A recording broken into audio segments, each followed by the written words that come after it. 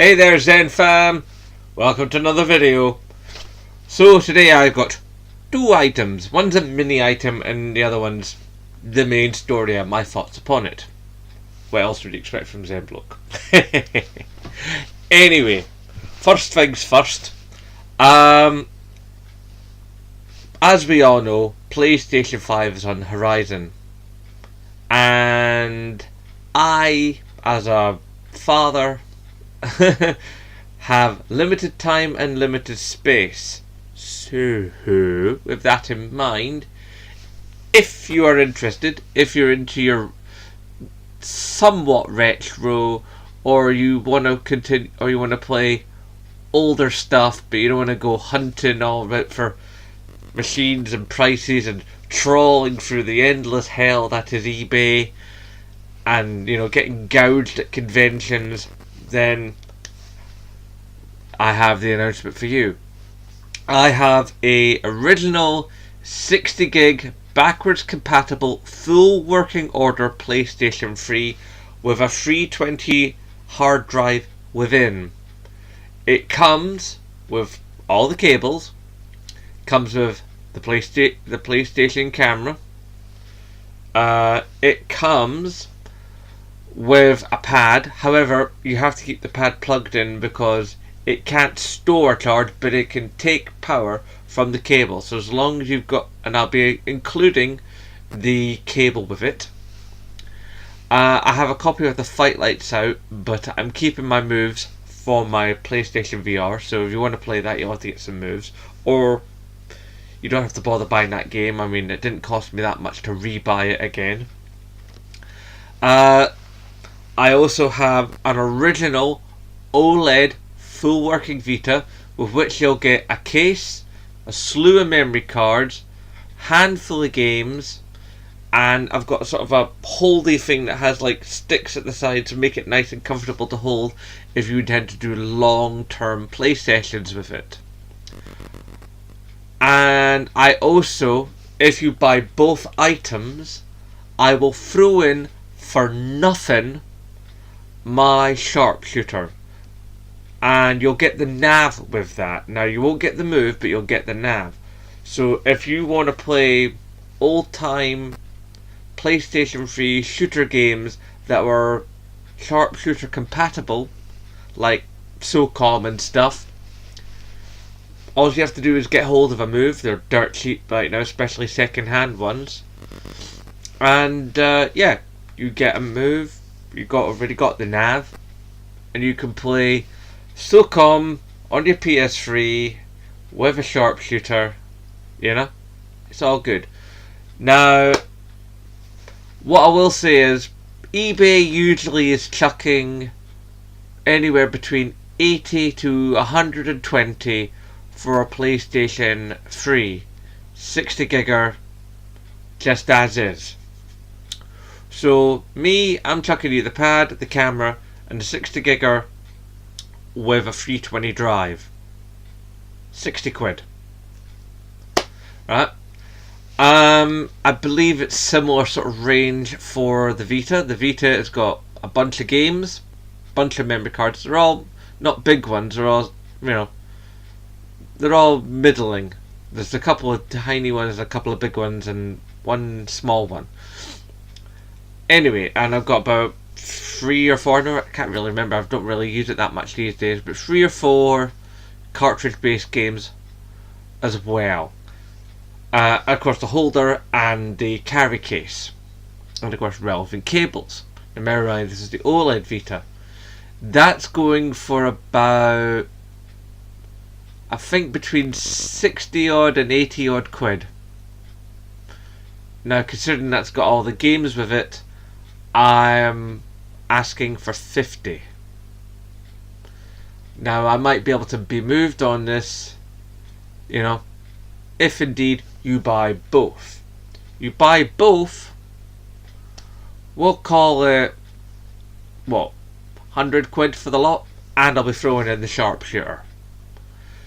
And the reason I'm selling them is not because I don't love them, not because I don't play them, but I simply am running out of space. I had to do the same thing with PlayStation 4. When I was getting my PlayStation 4, I had to sell my PS2 because my entertainment center only has so much space. And, I only have much time to game. And I can't just keep holding on to systems as much as I love my PS3. And even though I've got a massive backlog of PlayStation Plus games upon it, that I'm probably, sad to admit it, most of which I'll probably never really ever get to. I mean, I've got Dragon's Dogma on it. Yeah, like I have the time for Dragon's Dogma. So yeah, these systems are up for grabs. You want to see if you want one or both or whatever, then hit me up on Twitter. You know where I am at ZenBloke.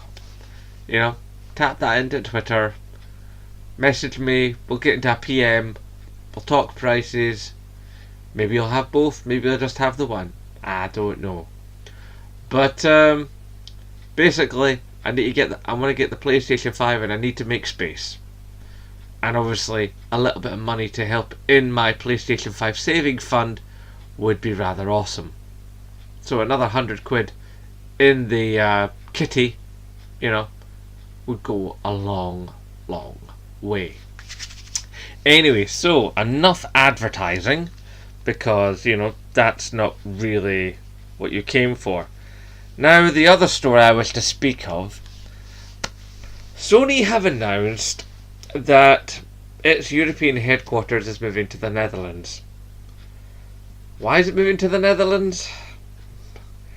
It's our old friend Brexit.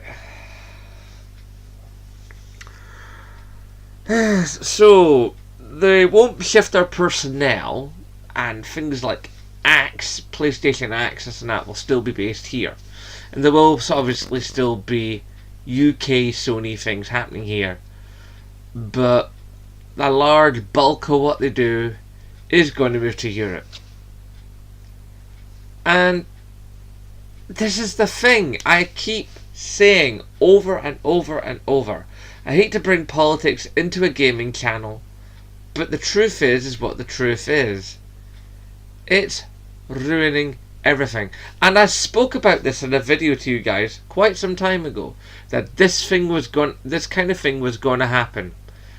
The more Brexit comes on the table, and the more it looks like everything's going to go tatty bye bye, the more gaming companies are going to move to Europe. And they have been, and they will do. As the jobs become scarce, as the ability for those talented game developers from other countries to remain here dwindles and dies, then they're going to go. That's just the fact of the matter, So, but hopefully there is a bright spot on the horizon. If we up here in Scotland can actually get it together and vote for independence, fingers crossed. I know I don't want to bring politics, but that's my personal belief. I believe in a future of an independent Scotland, self-governing and all the rest of it. You may not agree with me. That's your prerogative. I don't want to bring, like I said, I don't want to bring politics to the story, but that's what I believe, and that's what I think would be a good thing. Now, if Scotland does stay within Europe through independence, then one would like to hope that some of these companies could come back, or at least move from England to Scotland. And then these developers who are set up in this country, and some of the ones who are from this particular island of ours, they only have to go up. They don't have to go across the water, uproot their entire lives and go live in a foreign land where they might not be able to speak the language.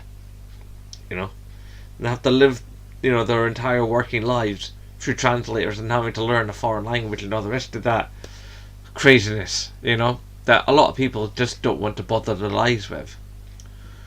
So, yeah, Sony moving all their stuff to the Netherlands. Brexit yet again touching everything and turning it into a large pile of steaming poo. And yet again, yet another reason for Scotland to go independent.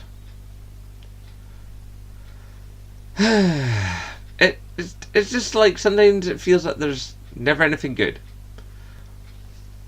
So I'm going to love you and leave you guys. Hopefully one of you out there would like to buy one of my systems and save me going through the malarkey of eBay, because, you know, that's just a nightmare.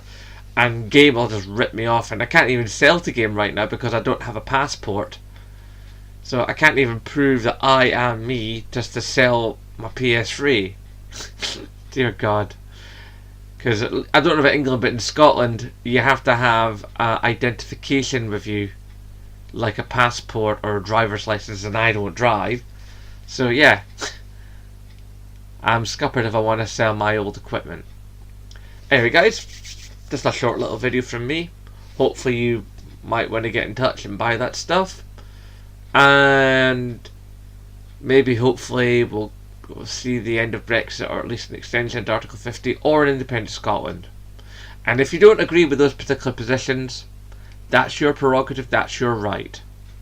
But I gotta be honest with you guys, you know, that's where I'm at.